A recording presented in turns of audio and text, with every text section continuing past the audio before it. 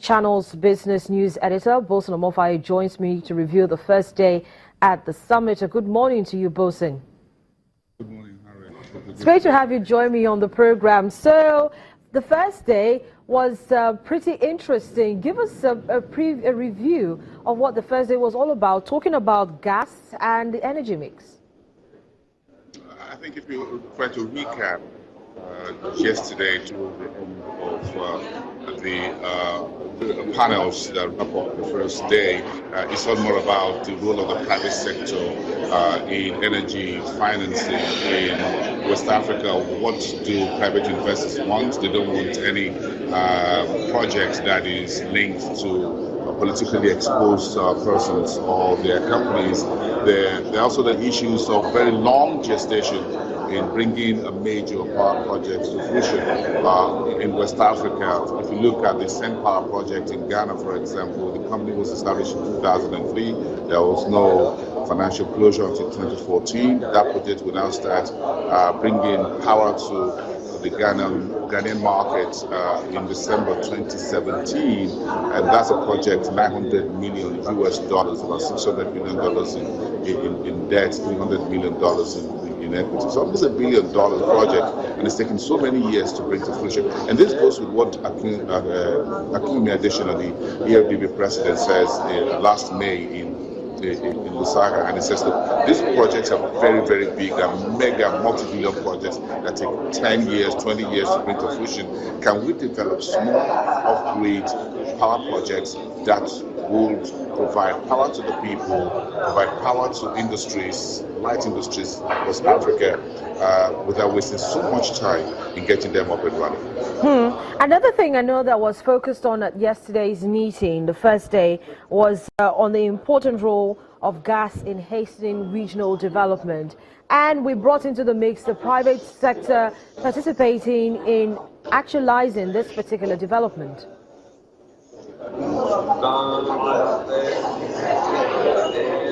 I'm sorry, Harriet, I think I lost you there. Okay, so Bosun, yesterday another thing that was focused on is the important role of gas in hastening regional development. And I know that the private sector was also talked about in hastening this particular development.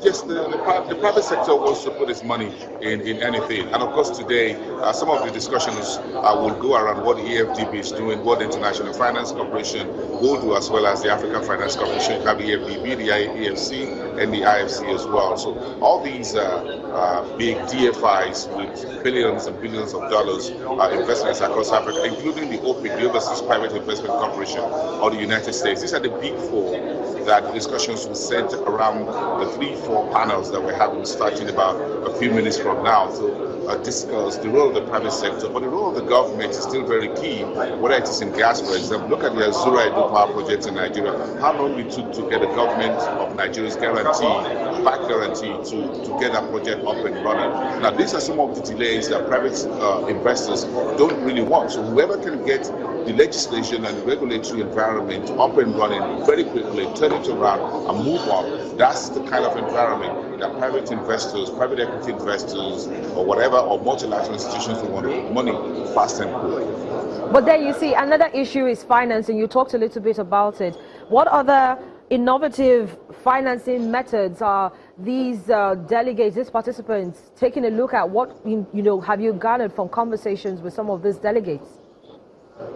Well, I'm sure one of the key presentations yesterday was the AFDB new director in charge of financial support, and that is Nigerian born Wale Shinoba, who used to be in UBA Group, was an investment banker, and he's heading that part of the new subgroup within the AFDB here in Abidjan. So he'll be speaking again this morning. He's moderating the panel. He's the head of that, and he would explain some of what he spoke about yesterday. As far as the AFDB is concerned, innovative financing is always there. Folks in the financial services sector are always very innovative. They're looking at new ways of doing things, simpler way, simplify the way we package finances that will help projects up and running very quickly. We have a long gestation period of power projects across Africa, and that's a major concern for everyone.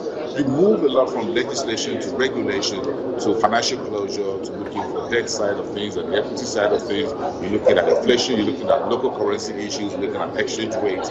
This is a basket of challenges that financial or investment bankers, structured finance people, experts would always continue to look at a way around it and make sure that we reduce the number of years it takes to get Africa's power projects from start to finish and bringing power to the people. Again, you need to industrialize the continent. You need to do manufacturing. Now, if it takes you about 10 years, for example, or 15 years to get a major power project in place, 350 megawatts or what have you, how long is it going to take you to industrialize the continent? That's almost forever. And the world cannot wait for the continent, either West Africa, North or West or South, to get its act together. So these go back to not just the investors, but the government, the legislators, the regulators within the sector.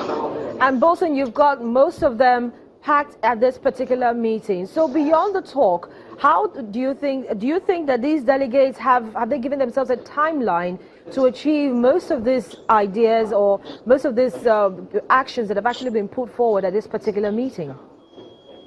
Yeah, if you look at the DFIs, for example, the EFDB, and I keep going back, the EFDB has some timelines for ramping up its energy projects across Africa and interventions. EFDB, for example, is looking at what he has done over the years and bringing in the 5 quick wins and see how things can be done faster and better. The African Finance Corporation is doing the same. The International Finance Corporation, the IFC, which is the circulating arm of the IMF and World Bank, is also doing the same.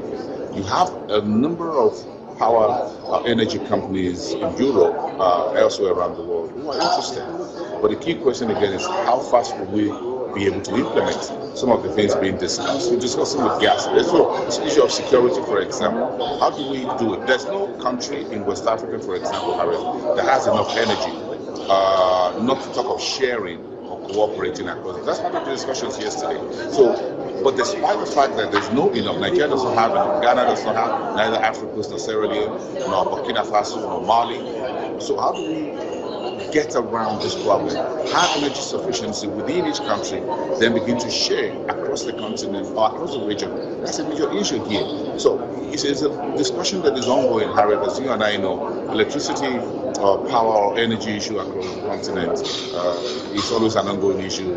No one size fits all approach to it. But then for those who are supposed to be the big brothers, and you mentioned Nigeria here, we know that the federal government has continued to engage very positively with the Niger Delta, and it's part of the 7 big wins. So if, for instance, we get to a very positive step with the Niger Deltans and, reduce the militancy attack, it should be a plus for us, and I'm sure that's part of the conversations that's happening at this particular summit.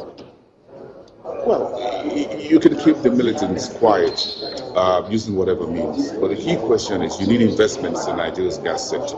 You need to find a better way of doing things in the Nigeria's gas sector. The NLNG is doing very well. It's a good poster boy for Nigeria. But again, if you're talking about getting gas to industries, powering gas out of the Niger Delta on a sustainable basis that can help industrialization, it's a different conversation entirely. So you go back to that same conversation, Harold, about the energy mix we're talking about. So we're still going to go back to one of your favorite topic, which is renewables. I know you're a climate change, renewable energy advocate. Anytime, any day. So that will be part of the conversation today. How much of this we can put together to get the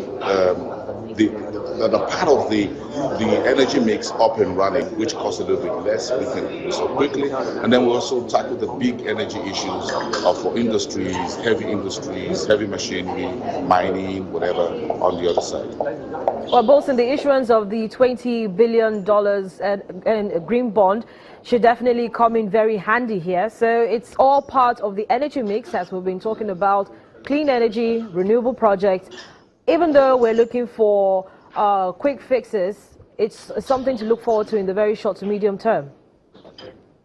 Yeah, the $20 billion thing is a long-term thing. It's going to be, we're just getting started to be part of the global conversation. When it's fully unveiled, we will get to find out how does Nigeria intend to go about the $20 billion green bonds. But again, it's a major conversation around the world. Morocco is done a few best practices around the world. But we need to find out at the end of the day if these best practices will work for Nigeria, what our own needs are, how do we move on. So the Ministry of Energy, Ministry of Power in Nigeria will have a lot on his hands and there is no time and coming by with money. Money is always there, but is it structured well enough? Is it bankable?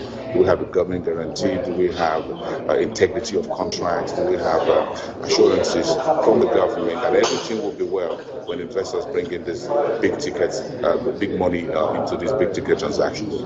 Bolsing, thank you so much for coming on the program and, of course, giving us a recap of what happened at the first day of the Regional Energy Corporation Summit in Abidjan.